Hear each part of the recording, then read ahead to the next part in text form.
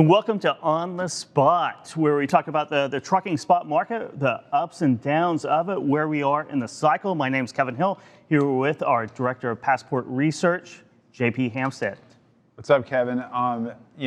Zach and Andrew gave a great sort of overview, a granular overview of where we are in the market. I loved all the detail about Savannah and the problems that importers are having there. Finding trucking capacity to move goods inland. I think one of the big stories for this week is really about how the national outbound tender rejection rate has mounted a really strong recovery since kind of bottoming around June 12th. So it's come all the way back up to over 24% on a national basis. And that kind of, to me, that prompts the question of, are we seeing sort of normal summer behavior? Where are we in the broader freight cycle? Right? I think that's the big question, right? Right. Because where are we in that broader freight cycle, of supply and demand? And we know that trucking is a cyclical industry. It's a roller coaster ride. Every 12 to 18 months or 24 months, however many, whatever timeline you want to put on it, you have demand that goes up, capacity's catching up, and about the time capacity really catches up, demand stabilizes or slips a little bit, and you have this overcapacity where you saw 2018, 2019 was overcapacity, 2020, the first few months, you're playing out 2019, and then since last summer, it's been demand has outstripped capacity quite a bit. Yeah, and so we saw tender rejections peak in March with a lot of the severe winter weather that disrupted so many transportation networks, and then kind of slowly deteriorate along with spot rates over the next few months. And that was sort of like, okay, are we late stage? Are we in the cycle? Are we at the point where spot rates across the board are going to come down, where brokerage margins are going to widen for a couple quarters before contract rates get repriced downward as well? Well, on Monday night, Stifel Nicolaus, which is an investment bank that covers the trucking sector very closely, reinitiated coverage on transportation. After the departure of John Larkin for the private equity world, David Ross ran that team. He is now executive vice president at Roadrunner. And so Joseph DeNardi is the lead transportation analyst at Stifel, formerly from the airline world, but they resumed coverage on airlines, rails, trucking. And he says we're still in mid-cycle. That was what his big roundup deck on Monday night said. It is, and I have it right here, so I'll read off what mid-cycle really means. Their definition of mid-cycle: spot market rates moderate, contract rates continue to rise, drivers re-enter market, supply starts to increase, new truck orders start to build. Yeah, and yeah, that's a great breakdown. So we're not at the place yet where we think buy rates for brokers are going to fall through the floor, and we're also not at the place yet where increased wages or increased new truck orders have really made an impact on the supply side of the market either. It was interesting. DeNardi had a little segment in his big note, this 92 slide deck that they came out with, sort of summarizing the current state of trucking. But he wanted to say, why things are different this time. Why things are different. The most dangerous words for any stock picker, but it really is. And we heard that in early 2018 at Stifel's conference down in Miami, right? A lot of presentations by public and private trucking companies. This time's different. Right, and exactly the new normal. And yeah, while in 2018, that sort of rhetoric might have been kind of bandied about by the management teams of truckload carriers. Why would they say that?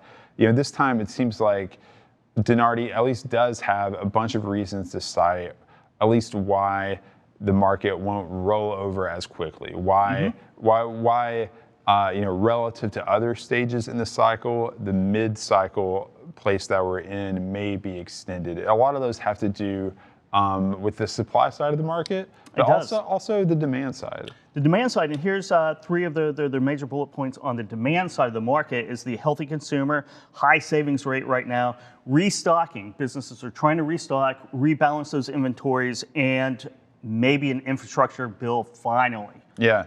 So those are three bullish, tailwind type of situations for the demand side. Now, on the capacity side, what do we have, JP? Well, so there are a couple things on the capacity side. One interesting thing, I don't know if you saw this chart. They think of the infrastructure bill as having a role in both supply and demand. Mm-hmm. So yes, like spending hundreds of billions of dollars building things obviously requires the physical movement of goods and creates freight demand. But there was also a really interesting chart that I saw in this deck that basically tracked construction worker employment alongside truck driver employment, and they're both cyclical. They both rise and fall, and they're competitive with each other. So the idea is that rising wages, much more work in construction would also pull from the same labor source that trucking carriers what else? As well.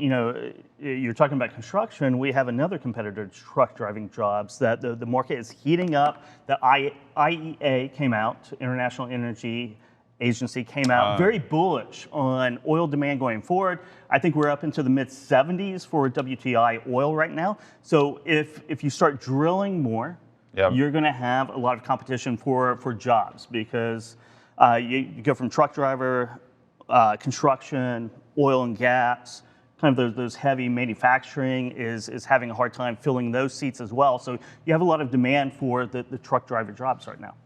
Truck driver jobs, and then also like flatbed lanes from Louisiana through Texas into Oklahoma. That sort of oil and gas nexus can be really capacity constrained as well. But yeah, so infrastructure is one thing that will affect the supply of truck drivers. The other thing that Denardi I think made really clear in his deck is that new truck orders don't mean the same thing that they may have meant in other cycles. The OEMs are facing a lot of constraints on their ability to produce new units. I hear there's a semiconductor shortage. Yeah, so I think I've heard that once or twice. Yeah, over the last few months. Semiconductors, many other things. They have aluminum, metals, aluminum, all the raw materials. We're seeing an inflationary cycle, right? And also again labor.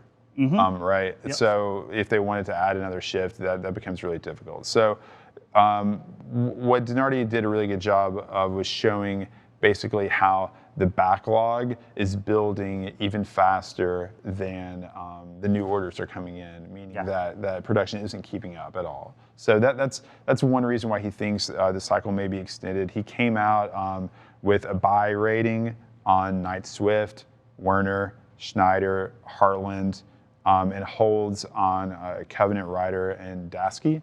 So I thought that was pretty interesting. He thinks that a lot of the best truckload stocks have been kind of hated relative to the rest of the market because people already thought that the peak was in and that rate of change in terms of raising rates is slowing down. And they're seeing a little bit of an uptrend or expectations for a higher EPS coming in the next couple of quarters at least. Yeah, they are.